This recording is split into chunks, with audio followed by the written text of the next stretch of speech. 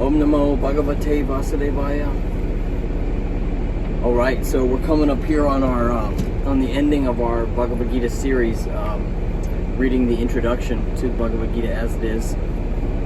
A few days left, not even finished tonight. But we got some more videos coming up where we're going to talk about a movie, a feature film that I'm involved with that's going to be coming out next year. After we finish this chapter, we might do some podcasts and things like that. So thank you all guys for watching my videos. Yeah, let's dive right in here. Namo Bhagavate Vasudevaya.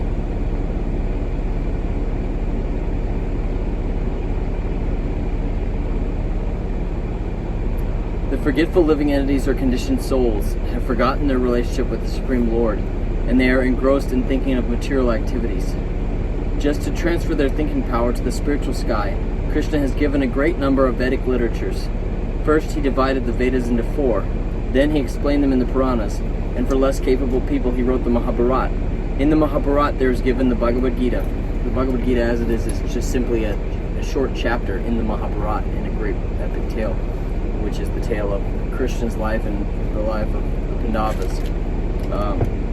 And there's one battle in that epic tale or recount of history, which is the Bhagavad Gita as it is, when Krishna speaks to Arjuna on the battlefield of Kurukshetra. Then all Vedic literature is summarized in the Vedanta Sutra, and for future guidance he gave a natural commentation on the Vedanta Sutra called Srimad Bhagavatam. We must always engage our minds in reading the Vedic literatures.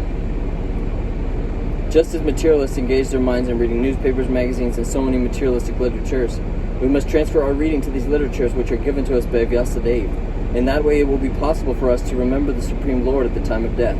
That is the only way suggested by the Lord, and he guarantees the result. There is no doubt. So I keep hearing this instruction in the scriptures, in the Bhagavad Gita and the Srimad Bhagavatam, that one needs to read this material with the mind so that this information can be impregnated into the canvas of the mind and can begin living there and be able to be recollected and all kinds of other things. I mean, this transcendental wisdom is much different in quality than material energy. Just like it's saying, normal people reading newspapers and mundane stories, you read that, it sticks in your mind, and there's no life involved in that, whereas this transcendental wisdom, you remember it, it's imprinted in the mind, and it actually is living there in the mind. It's vivid, it has a life and existence of its own, and it can help the Lord in the heart speak to you.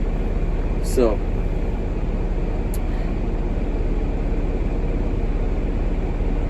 therefore, Arjuna, you should always think of me, and at the same time you should continue your prescribed duty and fight.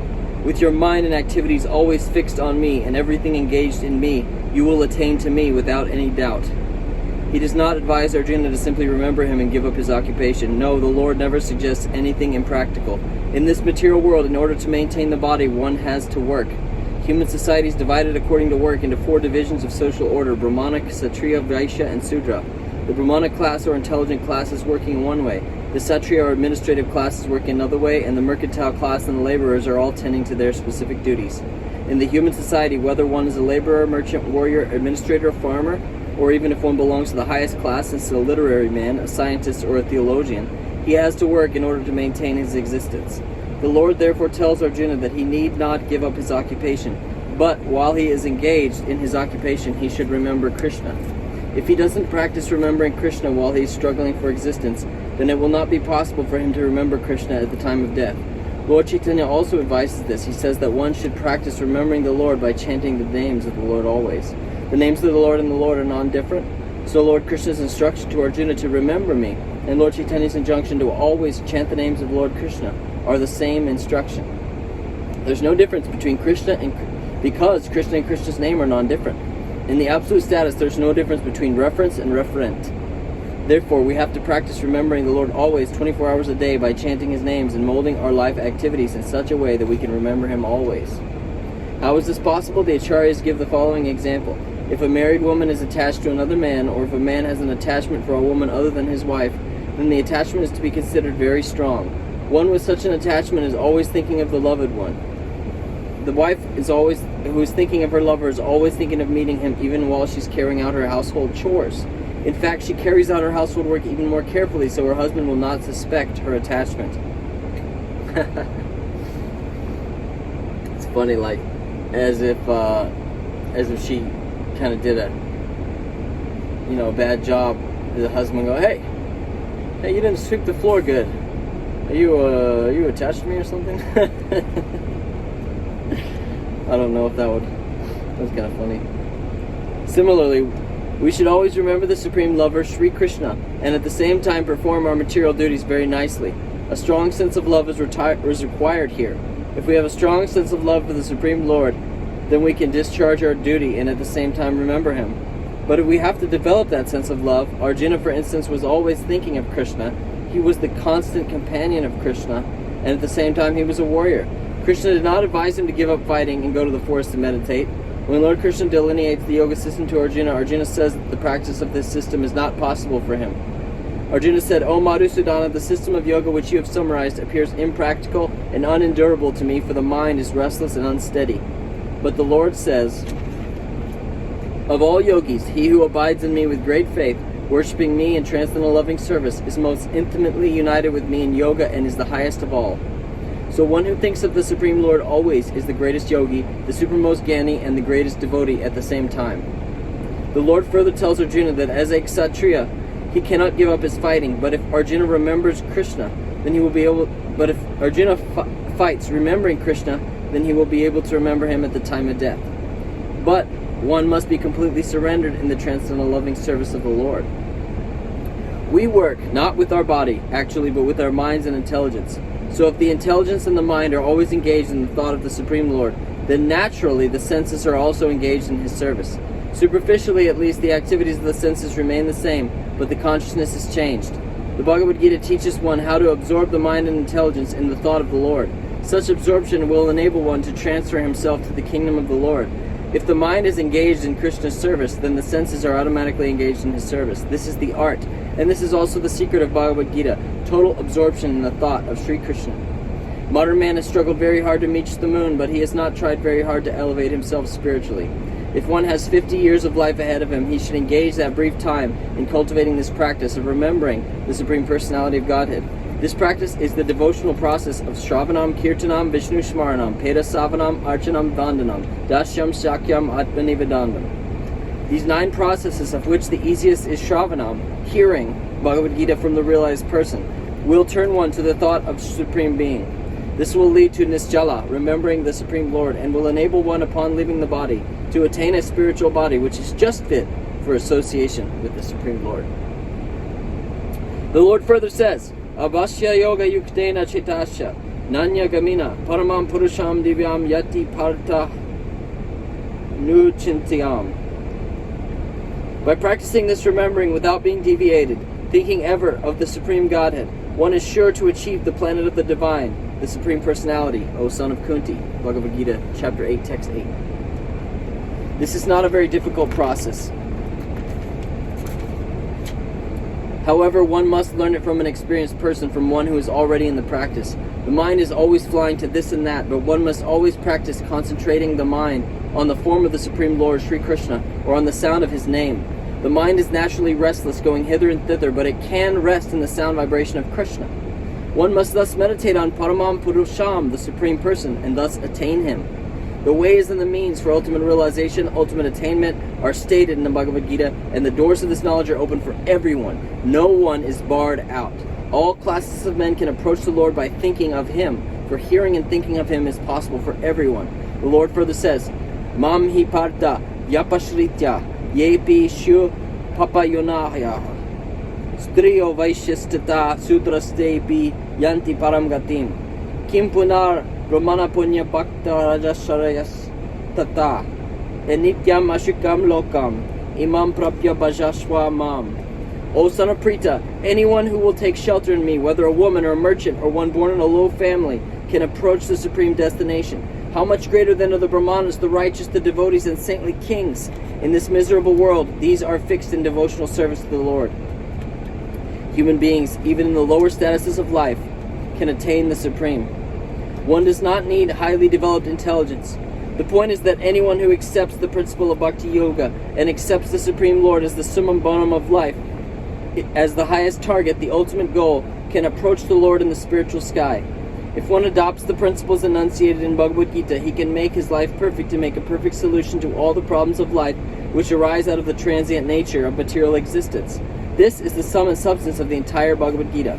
In conclusion, Bhagavad Gita is a transcendental literature which one should read very carefully. It is capable of saving one from all fear. Neha vikrama nasho, shti pratyavayo navijate, swalpam apiyasya dharmasya tragate mahato bayat.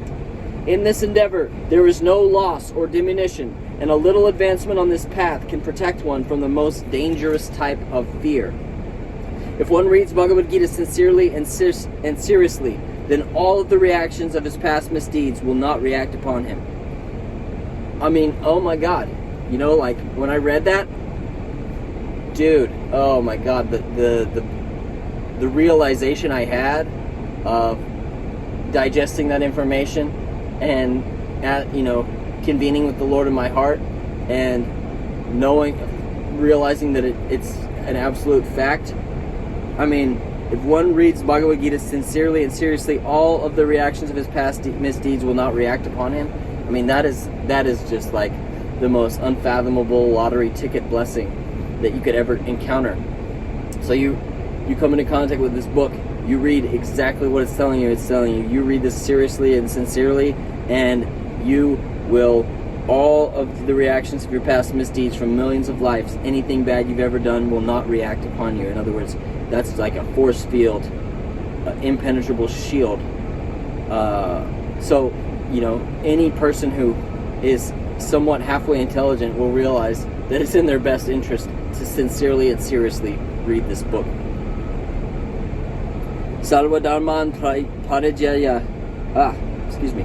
Sarva Dharman Parijaya Mam Ekam Saranam Raja. Aham Twam Sarva Papebyo Mokshayashyami Masuchaha. Give up all varieties of religiousness. Give up all varieties of religiousness and just surrender unto me. And in return, I shall protect you from all sinful reactions. Therefore, you have nothing to fear. Bhagavad Gita, chapter 18, text 66. Thus, the Lord takes all responsibility for one who surrenders unto him, and he indemnifies all the reactions of sin. One cleanses himself daily by taking a bath in the water. But one who takes his bath only once in the sacred Ganges water of the Bhagavad Gita cleanses away all the dirt of material life. Because Bhagavad Gita is spoken by the Supreme Personality of Godhead, one need not read any other Vedic literature. One need only attentively and regularly hear and read Bhagavad Gita. In the present age, mankind is so absorbed with mundane activities that it is not possible to read all of the Vedic literatures. But this is not necessary. This one book, Bhagavad Gita, will suffice because it is the essence of all Vedic literatures and because it is spoken by the Supreme Personality of Godhead. It is said that one who drinks the water of the Ganges certainly gets salvation. But what to speak of one who drinks the waters of Bhagavad Gita?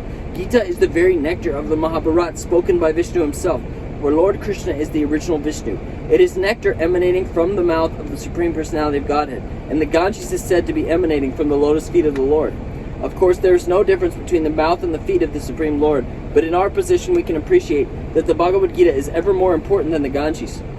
The Bhagavad Gita is just like a cow, and Lord Krishna, who is a cowherd boy, is milking this cow. The milk is the essence of the Vedas, and Arjuna is like a calf. The wise men, the great sages, and pure devotees are to drink the nectarian milk of Bhagavad Gita. In this present day, man is very eager to have one scripture, one God for the whole world, Bhagavad Gita. And let there be one God, only for the whole world, Sri Krishna. And one mantra only, Hare Krishna, Krishna Krishna, Hare Hare, Hare Rama, Ram Rama, Hare Hare. And let there be one work only, the service of the Supreme Personality of Godhead. Evam parampara praptam imam rajarshayo viduhu. Bhagavad Gita chapter 4, text 2. This Bhagavad Gita as it is received through the disciplic succession.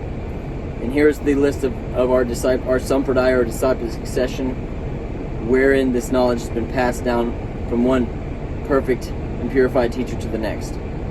Krishna, Brahma, Narada, Vyasa, Madhava, Padmanabha, Nirihari, Madhava, Akshobhya, Jagatirtha, Janasindhu, Dayanidhi, Vijayanidhi, Rajendra, Jayadharma, Purushottam, Brahmanyatirtha, Vyashatirtha, Lakshmipati, Madhavendra Puri, Ishvara Puri, Nityananda, Advaita, Lord Chaitanya, Rupa, Swarup Sanatan, Raghunath, Jiva, Krishnadas, Narottam, Vishwanath, Baladev Jagannath, Bhakti Vinod, Gorkishore, Bhakti Siddhanti Saraswati, and His Divine Grace A.C. Bhaktivedanta Swami Prabhupada, and His Divine Grace Siddha Swarupananda Paramahamsa Prabhupada. That's it. Chapter 1. We've made it past. This is the introduction to the Bhagavad Gita. Thank you so much, everyone, for tuning in. Oh my God, thank you so much for taking the time out of your life and existence to partake in the nectarian words of Bhaktivedanta Swami Prabhupada in his humble attempts to glorify the Bhagavad Gita as it is. Words can't express my gratitude to you for participating in my humble offering to Bhaktivedanta Swami Prabhupada in recounting the introduction to the Bhagavad Gita, which has had such a profound effect on my life and the life of my friend Vaji Raj Das, who's no longer here with us. So thank you again so much. Wishing you all the best. If you have any questions, if you'd like a copy of the Bhagavad Gita, send me a message. I forgot my ukulele again, so we're just going to cut it at that. But all the mantras, everything is contained in there. Please go back and watch the videos. Gopala Govinda Rama Madana Mohana. Gopala Govinda Rama Madana Mohana. Gopala Govinda Rama Madana Mohana. Gopala Govinda Rama Madana Mohana. Gopala Govinda Rama Madana Mohana. Gopala Govinda Rama Madana Mohana. Gopala Govinda Rama Madana Mohana. Gopala Govinda Rama Madana Mohana. Gopala Govinda Rama Madana Mohana. Gopala Govinda Rama Madana Mohana. Gopala Govinda Rama Madana Mohana. Gopala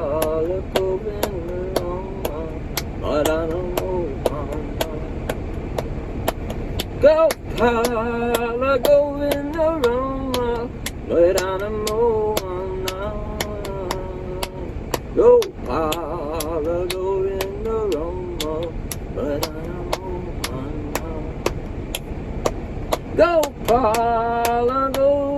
Rama Madana Mohana. Gopala Govinda Rama Madana Mohana. Gopala Govinda Rama Madana Mohana. Gopala Govinda Rama Madana Mohana. Gopala Govinda Rama Madana Mohana. Gopala Govinda Rama Madana Mohana. One more time. Gopala Govinda Rama Madana Mohana. Gopala Govinda Rama Madana Mohana. Last time. Gopala Govinda Rama Madana Mohana. Gopala Govinda Rama Madana Mohana. Gopala Govinda Rama Madana Mohana. Thank you, Krishna. Namaste.